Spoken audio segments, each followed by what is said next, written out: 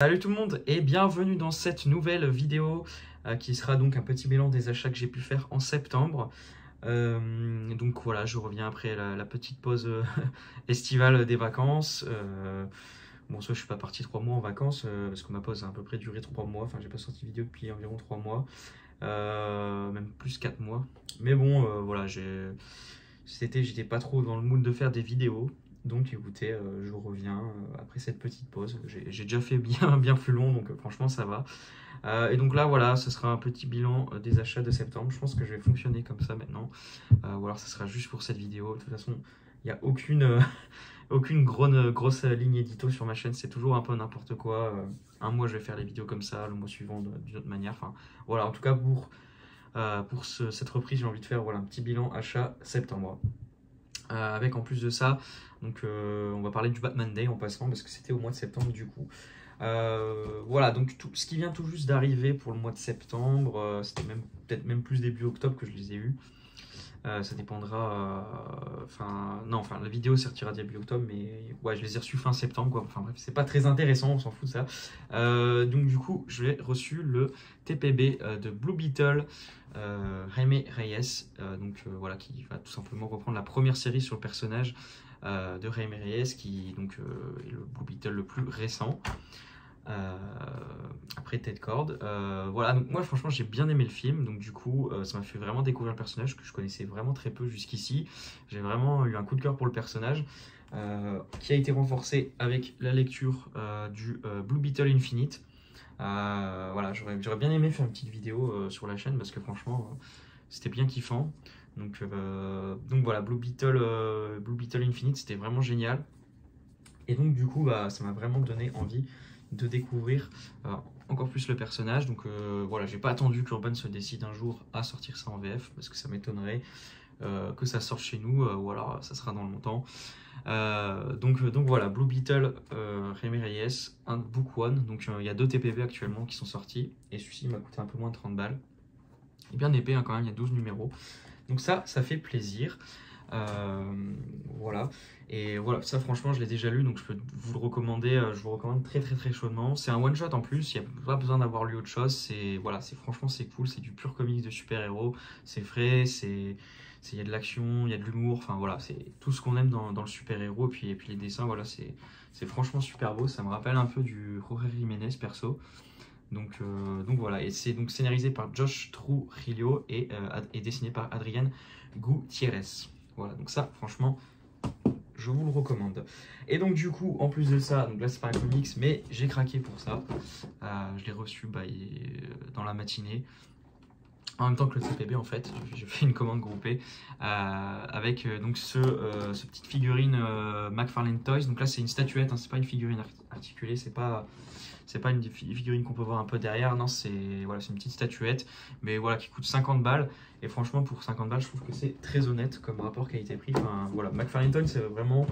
Vraiment, je suis content qu'ils s'occupent des figues d'ici et tout ça parce que je trouve qu'ils font du super taf. Donc voilà, un vrai plaisir, ce fabricant de figurines. Avant de parler de ça, qu'est-ce que je parle d'abord du Batman Day ou pas? Bon bah écoutez, on va continuer sur les sorties assez récentes quand même avec Nightwing Infinite Tome 4.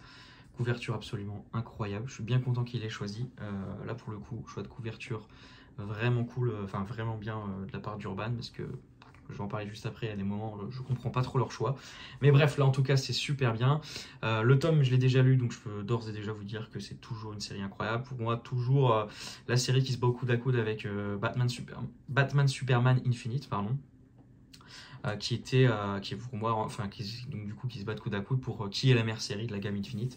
C'est voilà, vraiment un énorme coup de cœur et pour l'instant la série ne déçoit pas.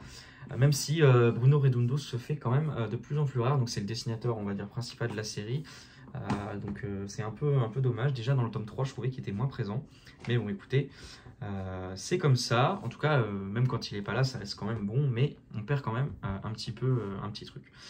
Et ensuite l'autre grosse sortie, toujours scénarisée par Tom Taylor, c'est Dark Knight of Steel qui débarque en français chez nous. Donc ça a été split en 2 tomes, parce qu'à la base c'est une maxi-série en 12 numéros. Dedans vous avez les 6 premiers ainsi qu'un one-shot. Et voilà, bon, ce choix de diviser en 2 tomes, pareil, je suis pas hyper fan, je comprends pas trop, parce que c'est vraiment une histoire qui se lit d'une traite. Donc voilà, en plus, je sais pas, quand ils sortent les maxi-séries de Tom King, je sais pas, Strange Adventure, Batman Catwoman, tout ça, c'est sorti directement en un tome. Donc pourquoi pour Dark Knight of Steel ils ont fait l'impasse dessus? Mystère. Et donc du coup j'ai pris la couverture variante, donc qui est une couverture de Dan Mora que je trouve absolument sublime, parce que franchement la couverture principale, donc qui est ici en tout petit, en plus on verra pas bien parce que la luminosité est pas ouf, mais bref, elle est vraiment pas géniale, c'est juste Batman, en plus de ça, c'est avec un design qui a rien à voir avec le design qu'il a là, donc le design qu'il a dans la série. Pourquoi qu'ils n'ont pas été mettre une couverture de Yasmine Poutry, qui est la dessinatrice principale du titre?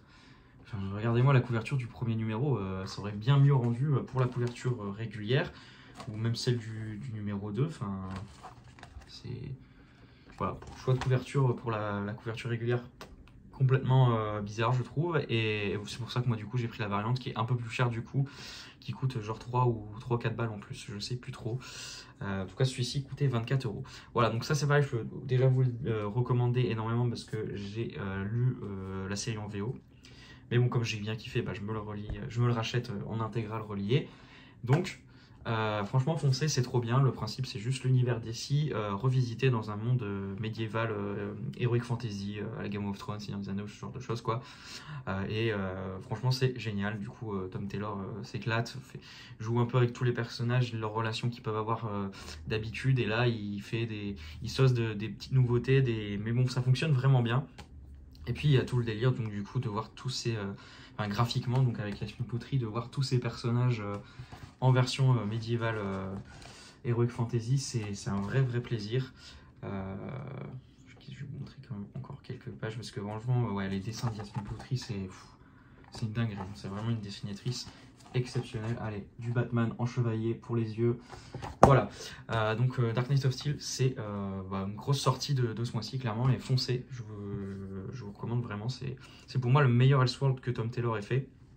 Moi je suis vraiment pas fan d'Injustice, DC East, pour tout vous dire, DC East, j'ai pas acheté le volume 3 qui est sorti en même temps que tout ça. Je pense que je vais même revendre les précédents volumes parce que j'ai pas tant accroché que ça au final, et que voilà, c'est pour moi clairement pas non plus ce qu'il a fait de mieux, Tom Taylor. Et puis pareil, une Justice, j'avais acheté les 2 premières intégrales parce qu'on m'avait vraiment survendu le truc en mode c'est incroyable, et au final c'est pas fou. Enfin voilà, voir la moitié des personnages d'univers d'ici se comporter comme des enfoirés ou des grands méchants, c'est pas trop mon délire. Donc voilà, donc, bref, tout ça pour dire qu'en tout cas, ça pour le coup c'est vraiment un Elseworld génial, et je vous le recommande. Et dernière partie des achats comics de cette vidéo, mais qui n'est pas des moindres, c'est le Batman Day. Donc le Batman Day qui a lieu le 16 septembre, si je dis pas de conneries. Ouais, c'est ça, le 16 septembre 2023. Donc tous les ans, depuis environ 5 ou 6 ans, je ne saurais plus trop vous dire, Urban propose pour ce jour-là un petit comics gratuit en cartonné et noir et blanc. Et donc ils choisissent à chaque fois une courte histoire d'une 60aine de pages. Et il la propose dans cette édition noir et blanc avec ce code graphique, cette charte graphique, tout ça. Gratuit avec obligation d'achat, dans le sens où il fallait acheter 2 titres Urban pour en bénéficier, dont un qui devait être du Batverse. Bon, après c'est pareil, ce genre d'obligation d'achat, suivant les librairies où vous allez, ils ne sont pas forcément non plus très à cheval là-dessus. Et tant que vous prenez 2 titres Urban, je pense que dans la majorité des cas, ils vont pas être trop chiants. Mais bon, bref. Du coup, cette année, ils ont décidé de publier la courte histoire en 2 numéros de Batman et Superman, du run de Tom King, et dessiné par Clayman. Comme vous pouvez voir, c'est super beau, les dessins. Clayman est vraiment incroyable. En plus, en noir et blanc, c'est un pur régal pour les yeux. Voilà, la planche de Batman, absolument fabuleuse, qui tabasse bien. Donc voilà, donc c'est une courte histoire en 2 numéros où en fait on a Batman et Catwoman qui vont faire un double date, on va dire, avec Clark et Lois, donc du coup qui passent une soirée ensemble, et franchement c'est génial, c'est bien rigolo en plus, c'est fun tout ça, et voilà, les dialogues sont vraiment cool. Enfin bref, moi j'ai adoré cette courte histoire. En plus, ça peut se lire assez facilement, hein, même si on est en plein milieu du run de Tom King. Franchement, c'est plutôt accessible comme courte histoire. Et voilà. J'espère que vous avez pu le choper parce que ça méritait vraiment le détour. Et du coup, moi, pour avoir ce petit Batman Day, j'ai pris Batman One Bad Day Mr. Freeze. Voilà, qui était vraiment le deuxième titre One Bad Day que je voulais me choper en VF en relié parce que c'était vraiment la deuxième histoire la plus intéressante selon moi. Avec les superbes dessins de Matteo Scalera. Et donc c'est scénarisé par Gary Degan. Voilà. Et puis je voulais pas trop dépenser en prenant des gros comics, donc je cherchais un peu des petits comics. J'ai hésité à prendre un deuxième One Bad Day, mais au final j'ai pris celui-ci. Donc Batman, les derniers jours du Chevalier Noir. C'est ce genre de comics qui est dans ma wishlist depuis des années, que je repousse tout le temps. Et puis là voilà, je suis tombé dessus, c'était 17 balles, donc franchement voilà, c'était un peu ce que je recherchais, un petit one-shot comme ça dans cet esprit-là. Donc c'est Neil Gaiman au scénario et Andy Cuberto au dessin. Bon, par contre j'étais un peu déçu. C'est une histoire où on va tout simplement assister à la mort de Batman en fait, et différents personnages de son entourage, aussi bien des vilains que des alliés ou des proches de Bruce, vont prendre la parole et raconter des petites histoires. Donc voilà, sur le papier c'est une histoire qui pouvait carrément me botter, enfin être vraiment un truc hyper émotionnel tout ça, mais j'ai pas été pris dedans. Donc c'est un peu dommage, voilà, ça m'a un peu passé dessus. J'ai pas détesté ma lecture, mais j'en ressors pas non plus avec un truc incroyable. Et voilà, je m'attendais vraiment à être beaucoup plus, que ça me prenne beaucoup plus au trip. Parce que voilà, donc c'est quand même un récit sur la mort de Batman, qui est un personnage incroyable, enfin, que j'adore et qui est clairement mon super-héros préféré. Donc je m'attendais à être plus touché que ça. Et au final, bah, voilà, hormis les quelques dernières pages qui m'ont bien plu, ça m'a un peu ni fait ni chaud ni froid, donc un peu dommage. Mais bon, ça reste quand même sympa, et puis les planches d'Andy Kubert sont vraiment super belles. Du coup, moi, mon Batman Day, j'ai été à Astro City, donc la boutique comic shop qui se trouve à Lille. Et donc, du coup, bah, ils proposent aussi les petits Batman Day en VO, avec le petit floppy Gotham War Prélude Spécial Édition. Donc ça, c'est dans le run de Chizerski. Donc le crossover entre la série Batman et Catwoman avec plein de one-shots, etc. Je suis clairement pas hyper hypé par cet event-là. Voir se faire affronter Batman et Catwoman, c'est clairement pas une idée qui me plaît. Enfin voilà, moi j'adore le run de Tom King, donc voilà, je suis plutôt partisan pour qu'ils soient ensemble plutôt qu'ils se battent. Donc voilà, c'est pas le truc qui me botte le plus cette histoire. Et donc voilà, donc ça je le lirai.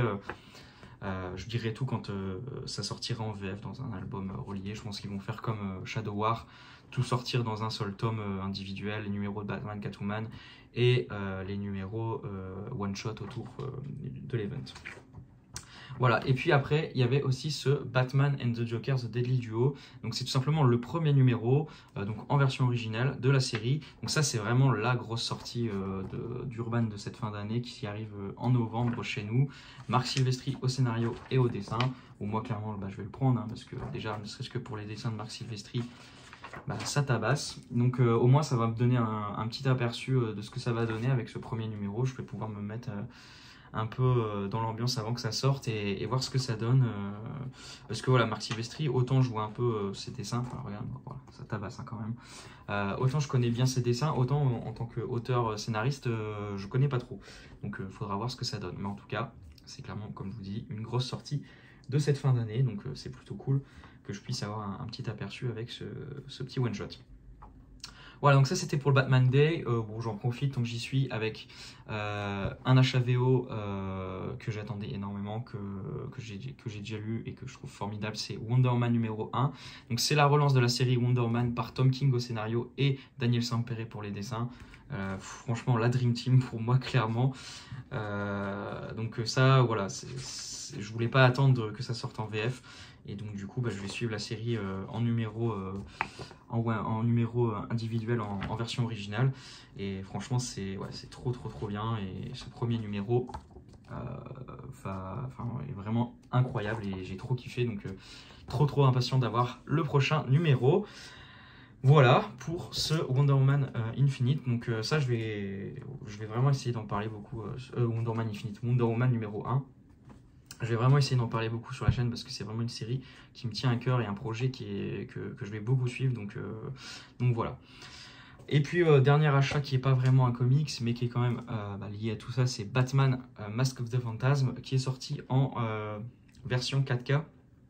dans un superbe steelbook avec une toute nouvelle illustration que je trouve absolument formidable. Donc bah voilà, moi j'ai fait j'ai fait mon pigeon et je l'ai acheté quoi. Enfin, faut dire que ce film-là, c'est clairement un de mes films Batman préférés. Il est dans mon top 3 avec The Dark Knight et The Batman. Donc voilà, bien sûr que j'allais me prendre le steelbook. Et en plus, ils ont mis une toute nouvelle illustration qui tabasse. Donc voilà, forcément que j'allais céder. Voilà, je ne l'ai pas encore déballé, donc je ne l'ai pas encore revu. Je pense que je regarderai quand je vais me relire Batman Catwoman, parce que c'est un récit qui est très lié à ce film animé. Donc si vous l'avez jamais vu, franchement foncez. Je vous l'ai dit, comme je vous le dis, c'est un des meilleurs films Batman et il a clairement pas, il fait clairement pas, enfin il a clairement rien à envier au film live action, enfin au meilleur film live action qu'on a déjà eu sur le personnage. Voilà, donc écoutez, c'était une vidéo assez longue, donc comme je vous dis, là je vais récapituler vraiment tous les achats de septembre, donc c'est pour ça c'est un peu plus long que d'habitude, c'est un peu plus long que les vidéos achats de d'habitude. J'espère que ça vous aura plu, puis voilà, moi content d'être de retour sur la chaîne, j'espère que là on rembraye pour jusque l'été prochain avec un rythme pas trop saccadé et des vidéos qui sortent si possible toutes les semaines, on verra, mais en tout cas c'est un peu l'objectif que je me fixe. Donc voilà, j'espère que tout ça vous aura plu, n'hésitez pas comme d'habitude à donner votre avis sur la vidéo, sur les comics dont j'ai parlé, tout ça dans les commentaires, ça me fera un plaisir, enfin ça me fera beaucoup plaisir de vous lire et puis d'échanger avec vous. On se dit à la prochaine, prenez soin de vous, salut tout le monde.